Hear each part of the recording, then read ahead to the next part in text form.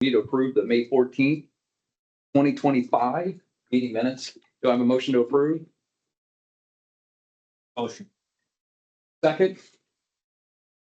All those in favor say aye. Thumbs up? Okay, good. Motion passed. So I thought it would be, can we get started or how do we want to do No, this? it's you. All right. You give up. Okay, absolutely. I'll get started and then we'll turn this over to Amy. So we haven't had an opportunity to meet since the session ended. You're probably all aware, but if you're not, I just want to update you. We had a $2.4 billion projected shortfall for the biennium. And as a result of that, we had been planning on some level of cuts at the state level, but required a significant deeper level of cuts in order to accommodate that. And then the governor is requiring us as each vertical and within each agency to hold back an additional 5%. So just as a reserve fund. So, we've got, I would say, a very constrained budget. I know we've seen this at the IDDC with the budget reduced from 20 million to around 3 million.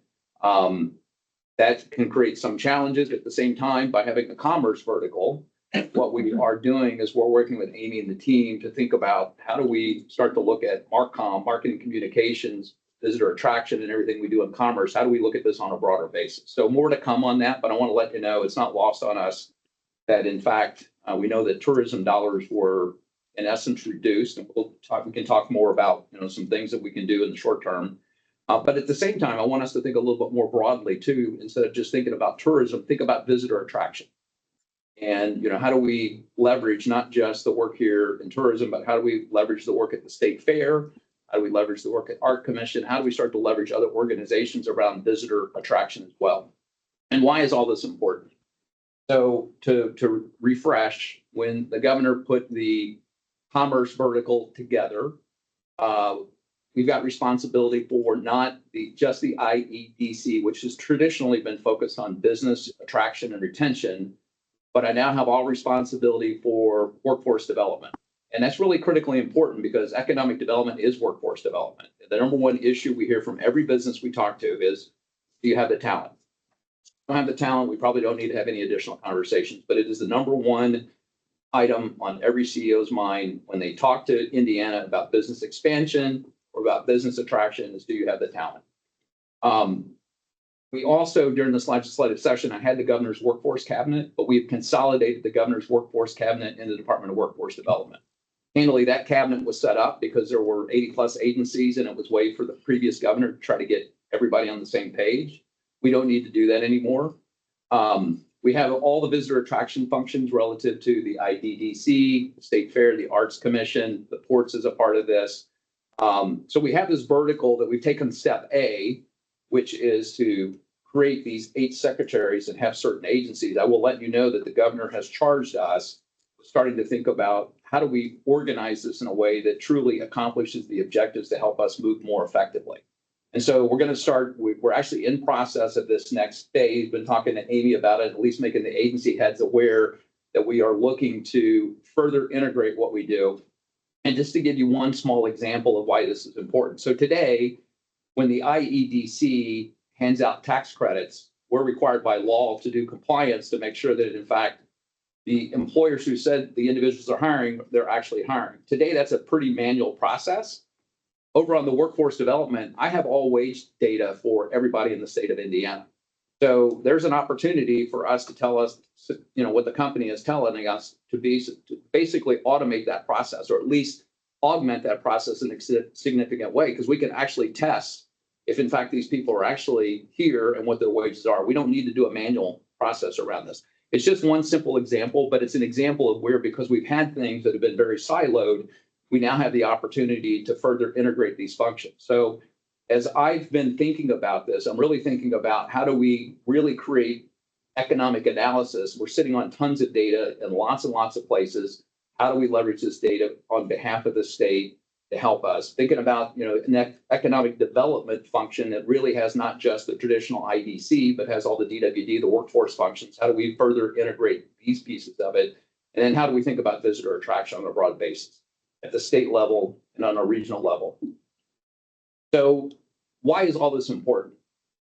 What I'd like to back up to is the comment I just made, which is every business I talk to, and by the way, this is a problem that's not persisted just the last year or so. It's been persisting for probably the last 10 years.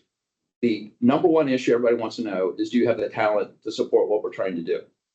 So if you think about today in Indiana, we have 3.3 million Hoosiers who are actively employed. We have a 3.7% unemployment rate, which would suggest that most economists will say anything under 5% is full employment. And if you look at the data coming out of DWD, we'll see that we are absolutely at full employment. So if we're going to address this issue, we really need to do three things. One is we need to help increase the productivity of the individuals that are in Indiana today. How do we help them upskill? How do we help employers fill some of the high value, high wage jobs and help the individuals in their organizations get the skills? We can do that. That's going to help increase the GDP per capita. It'll help increase the wages or profitability of businesses. How do we retain more individuals here in Indiana that go to our colleges? We've got to further integrate corporate demand with supply. There's things that are happening in the education department to help with that, but there's also things that we can be doing to further integrate, employer needs with college grads as a retention strategy. A key piece, and all these, by the way, are very hard problems to solve. We've got to be able to attract people to Indiana, which is where the IDDC, and others play into this. We are looking as a commerce vertical in terms of how do we incent businesses to help think about attracting people to the state of Indiana to help offset some of these issues. But if we're going to grow the state, truly grow the state economically, we need more individuals in the state that have the right skills and capabilities to be able to do that. We've got a population issue. And by the way, this issue is not limited to Indiana. Every state is facing this same problem. And I don't know if I shared the first time we met, but the U.S. Chamber of Commerce did an economic analysis on every state. They published that report last fall. And what they indicated, they normalized it around 100 job openings.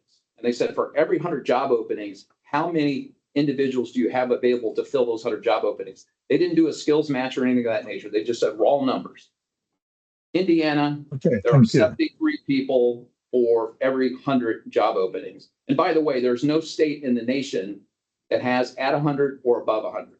The closest is California and Texas at 88, I believe, California, and 82 in Texas. So we're all facing this similar issue, but it gives us an opportunity to really reshift the focus and think about really talent is at the center of everything we do. How do we develop it?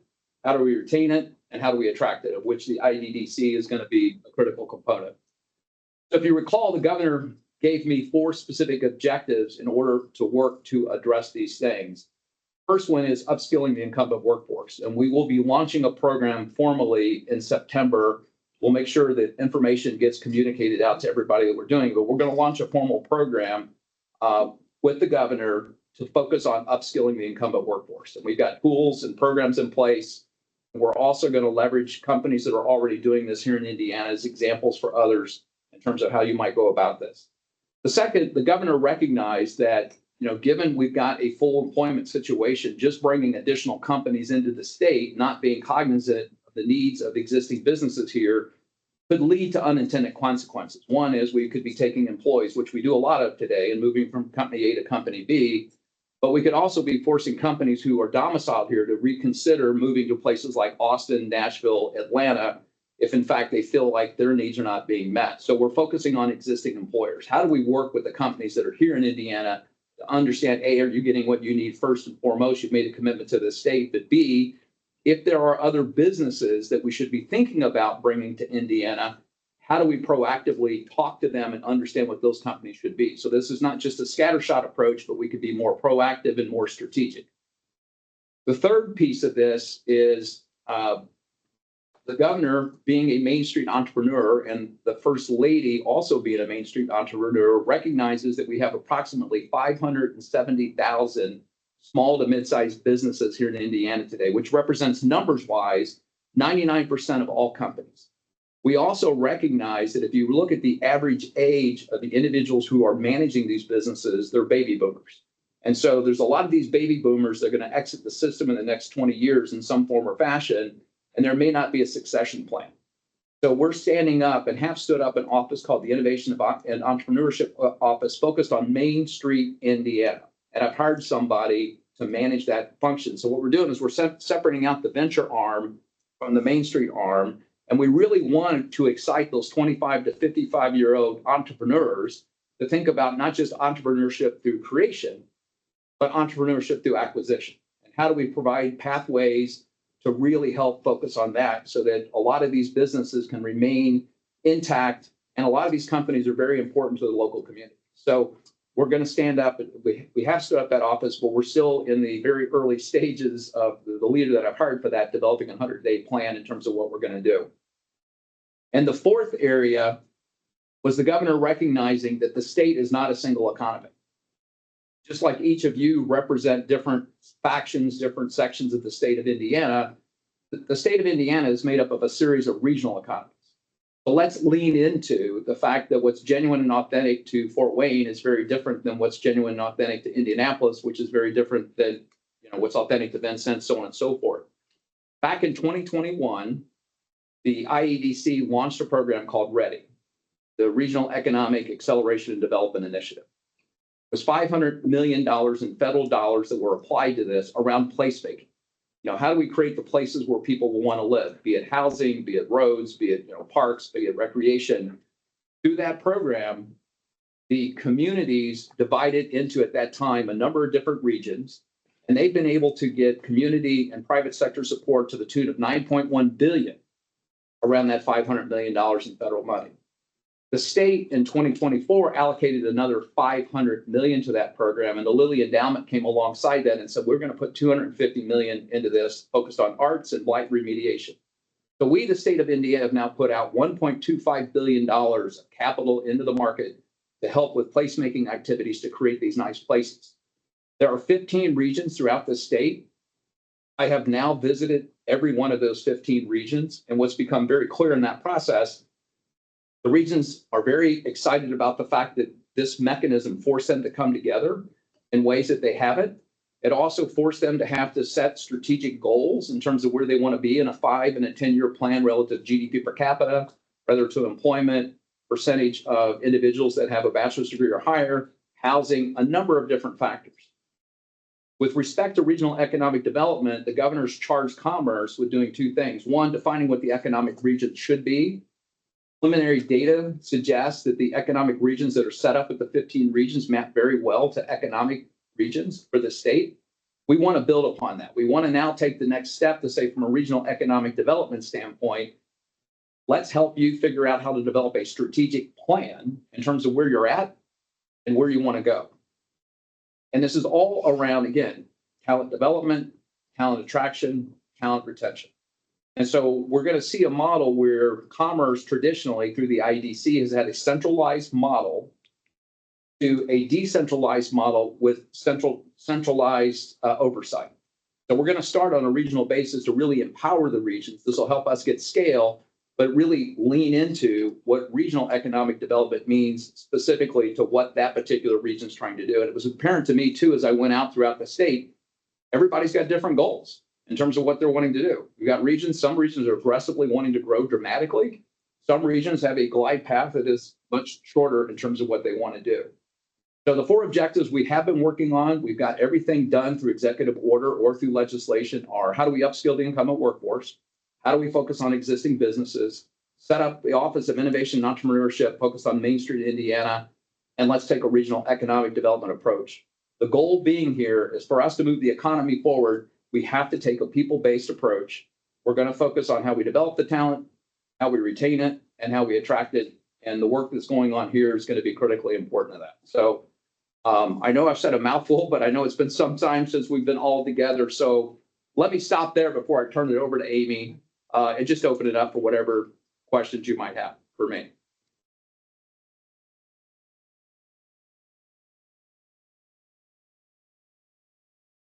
All right. Well, think about it. I'm not going anywhere. So seeing none, why don't I turn this over to Amy? Thank you, Secretary. Just a couple of updates for you from the IDDC since we met last time. As the Secretary mentioned, we did have reduction in staff that came with our budget cut. So wanted to let you know that we did have 3 people that were a reduction in force. We had 1 that was a transfer, and then we lost our social media and PR due to other jobs, not anything, we didn't want to lose them, but we ended up getting Brandon Caldwell from Indiana Grown, so good knowledge with the state and some of our partners already. So he's going to be doing a dual role of social media and public relations for us. Those are the biggest things that has happened since we had met last. But next, I do want to recognize the secretary for one, Mario, who's also with us from the Airport Authority. And I don't know if Jeff McCabe joined or not, but all recognized on the IBJ Indiana 250 in their respective departments, I guess. So congratulations. Just wanted to mention that. Except for Mario. Yeah. We appreciate you, Mario, and all that you've done. So just Good staff that tolerates my. Absolutely. Megan loves you, so we're good there. So you got somebody good in your corner. So those are the big updates. You know, as always, I'll say I'm happy to speak with anybody anytime. You know, if they want to give me a call, if they have questions, they need answers, but we'll keep pushing out information as we get it, and you will all get any releases that we put out or from the Commerce Vertical as well. So I'm going to turn it over to Lindsay. She's going to give a quick update on our marketing campaigns and activities. Hello, everyone. Like Amy said, I'm giving you a quick update on our campaigns thus far this year. We have our spring campaign wrap up. Number wise, it ran March 10th through May 30th with a total spend of 1.8, and then in tourism dollars, that's 1.6 million, and co-op for spring was 90,000. Those partners were, as you can see, Festival Country, Discover Southern Indiana, which is a regional partnership of 12 different counties, as well as Du Bois County and Dunes Tourism. We had 176 million impressions that led to 5.1 million sessions with our primary media markets of Chicago, St. Louis, Louisville, Detroit, Cincinnati, and then that 175-mile radius. We're wrapping up summer, but this was our summer mid-campaign. It kicked off May 21st, July 25th, or through July 25th with a budget of 3.9 million and with co-ops at 500,000. You'll see that our partners were Steuben County, South Shore, Discover Southern Indiana again with French Lick, Festival Country, and then Richmond, Wayne County. Primary media markets are the same with a 527 million impression that led to 1.8 million web sessions within that. And then you'll notice that was one of our ads for the Summer Anything But Ordinary in Indiana. We also hosted a media trip with Geiger, one of our media relation company that we work with, and that was in Elkhart and Shipshawana, July 28th through August 1st. We had 12 writers that were vetted all throughout the U.S. that write for different Lonely Planet, Travel and Leisure, U.S. News and World Report, Southern Living, Associated Press, AAA, National Geographic, and then The Real Food Traveler. We want to thank Mel. He was one of the stops along the Shipshawana itinerary, and we thought it went really well, and we're happy to host all of these wonderful writers throughout the U.S. to showcase Indiana. You translate any of that back to earned media? There you go, sorry. Oh, yeah, we I do. think I jumped We did. way too fast. You did, but yes, we do. Yeah, yes, we do. Sorry, yes, the earned in social media. The earned media year to date, media hits is 1.17 thousand, and then the ad value equivalence equivalency is 20 million with a total reach of 2.2 billion. Impressive. Yeah, it is impressive. The website stats, of course, are the views you can see of 15 million, active users 6.4, and sessions of 10 millions. And you can see the increase year over year. And then the social media reach is January 1 through July 31st. We have for Facebook 11.6 million, which is wonderful. And then Instagram 3.4 million. Janie has a question. Oh. Yes. Yeah, these are great, Lindsay. When do the budget cuts kick in? Are we seeing them in these campaigns? Like, are we spending less on this campaign compared to 2024? Or will we not see those budget cuts till